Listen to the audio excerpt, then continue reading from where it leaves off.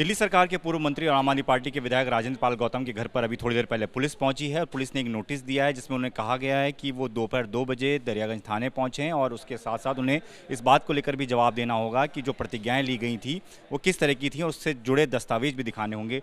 Sir, क्या क्या पूरे तौर पर कहा गया है पुलिस की तरफ से जो नोटिस दिया गया है? बेसिकली पुलिस ने कहा है कि यहाँ प्रोग्राम जो आयोजित हुआ था उसके अपने 22 प्रतिज्ञाएं जो वहाँ ली गई और आपने भी दोहराई हज़ारों लोगों के साथ, उस प्रोग्राम से संबंधित आप पेपर्स के साथ थाने आ जाइए।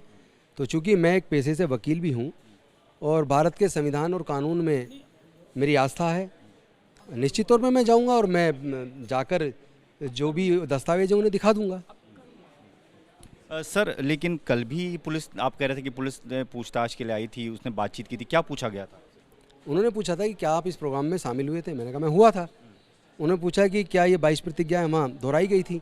मैंने कहा राजरत्न अम्बेडकर जी ने ये 22 प्रतिज्ञाएँ दोहराई और उनके साथ साथ हमारे हज़ारों लोगों ने और मैंने भी दोहराई।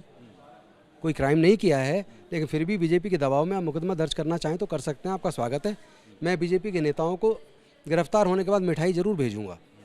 इस पूरे मुद्दे पर राजेंद्र जी आप इस्तीफा भी दे चुके हैं, मंत्री पद से स्वीकार भी कर लिया गया है। जब आप पूरा पत्र लिख रहे थे अरविंद केजरीवाल को, उसमें आपने लिखा कि जो प्रतिज्ञाएं थी उसी को दोहराया गया, उसमें कुछ गलत नहीं है, आप अभी भी नहीं मानते कुछ गलत हुआ है, तो क्यों इस्तीफा देना पड़ा? क्या किसी ने कोई दबाव आप पर डाला था? क्योंकि मुख्यमंत्री, ये सुनने में आया था कि मुख्यमंत्री आपसे नाराज़ थे, तो शायद इसलिए आपने इस्तीफा दिया हो। नहीं, मुझे तो किसी ने कुछ बोला ही नहीं है, लेकिन जिस तरह रोज़ रोज़ हमारी बहन बेटियों की हत्या की जा रही है, बलात्कार करके मूंछ रखने पर हमारे युवाओं की हत्या की जा रही है, घड़ा छूने पर हमारी हत्या की जा रही है, मंदिर प्रवेश पर मूर्ति छूने पर हत्या की जा रही है। क्या हम हिंदू नहीं हैं? क्या आप लोग हमें हिंदू नहीं मानते? क्या आप भी आज भी आप हमें हज़ारों साल बाद भी अछूत ही मानते हैं? क्या आज भी हमें आप इंसानियत का दर्जा देने को तैयार नहीं है?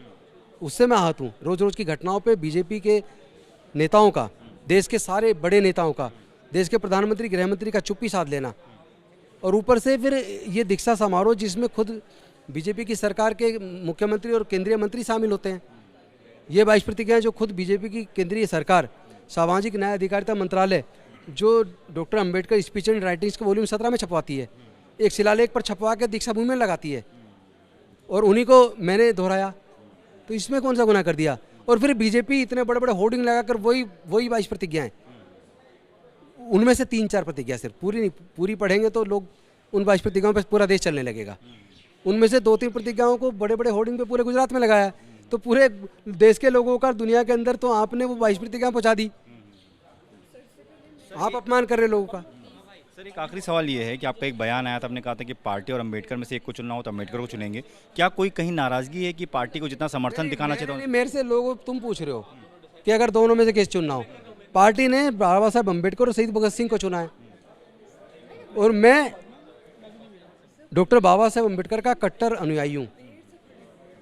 मैं उनके रास्ते से चल के यहाँ तक पहुँचा हूँ, मैं उस रास्ते को किसी कीमत पर नहीं छोड़ सकता। पार्टी से फिलहाल कोई नाराजगी नहीं है? पार्टी का मैं एक सिपाही हूँ पूरे देश में, जहाँ पार्टी मुझे भेजेगी, जो ड्यूटी लगाएगी मैं निभाऊंगा, कोई दिक्कत नहीं।